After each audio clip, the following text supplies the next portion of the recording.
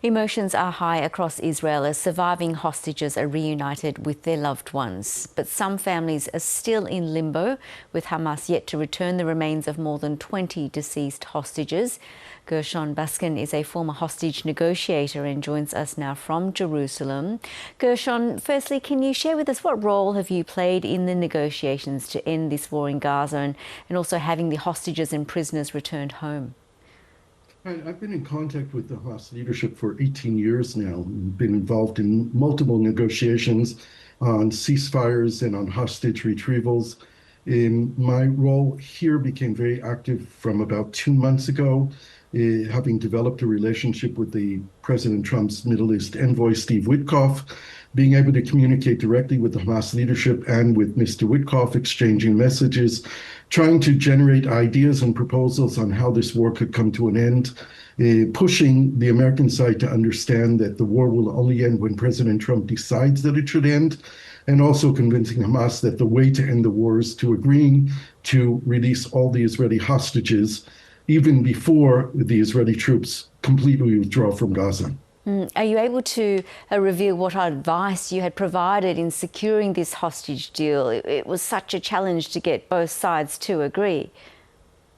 Right. The main breaking point here was the failed Israeli assassination attempt on the Hamas leadership in Doha, which created a reality that, on the one hand, Hamas had no confidence in the Americans because they didn't believe that Donald Trump didn't give a green light to Israel to do it.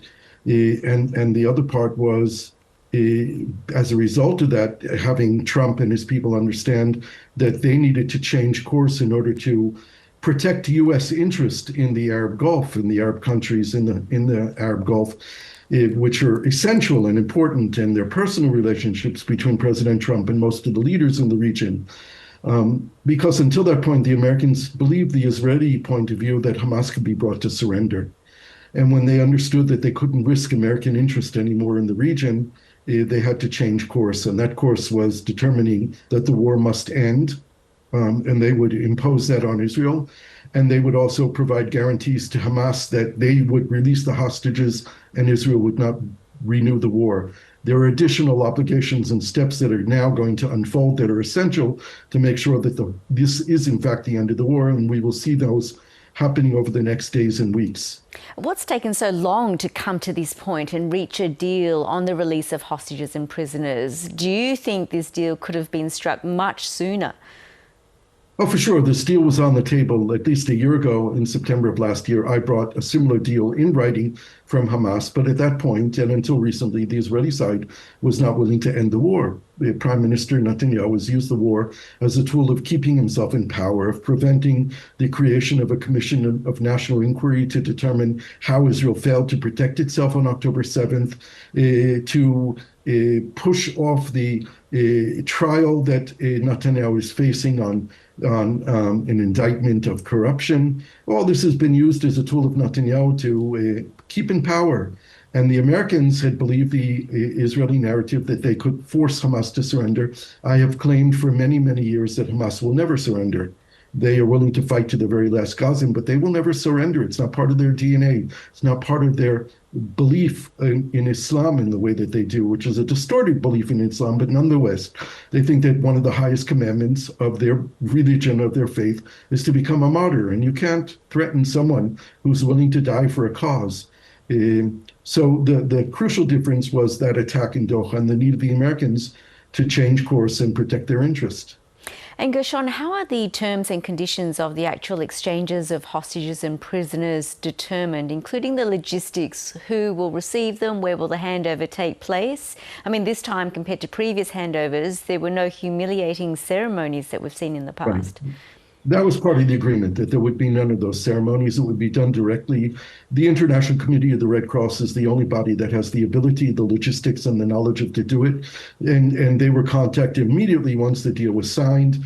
And the IRCR, the International Committee of the Red Cross, It has personnel in Gaza, they have personnel in Israel. They were supplemented with other people who came in to assist with this.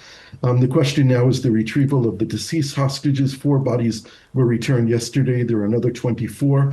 And everyone was worried that maybe some of these bodies will not be found, and then Israel will accuse Hamas of breaching the agreement. So the Americans built the international mechanism of Egypt,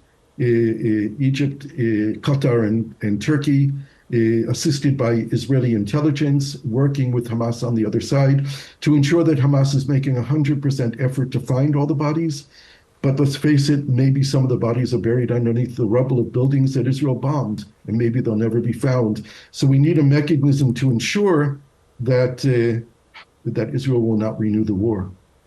Meanwhile, how many more prisoners did Hamas want set free by Israel in reality? Which prisoners did Israel not agree to release in this deal? Right, there are 4 big names that Hamas wanted, including Marwan Barouti. That's the name that's most known in the international community. But others who were designated by Israel as the arch-terrorists, those who were serving multiple life sentences for killing many, many Israelis, they were not included. Israel removed them from the list. There were 250 prisoners who were serving life sentences who were released, more than 1,700 detainees from Gaza. None of the Nukhba, the elite Hamas soldiers who crossed the border on October 7th, were included in that. But listen, there are still thousands of Palestinian prisoners, detainees, some of them never tried, who are still in Israeli prisons. And work is going to have to be done in moving a peace process forward so that at the end of the day, all prisoners who should be released will be released. Gershon Baskin, really appreciate your time in talking to us. Thank you so much. Thank you.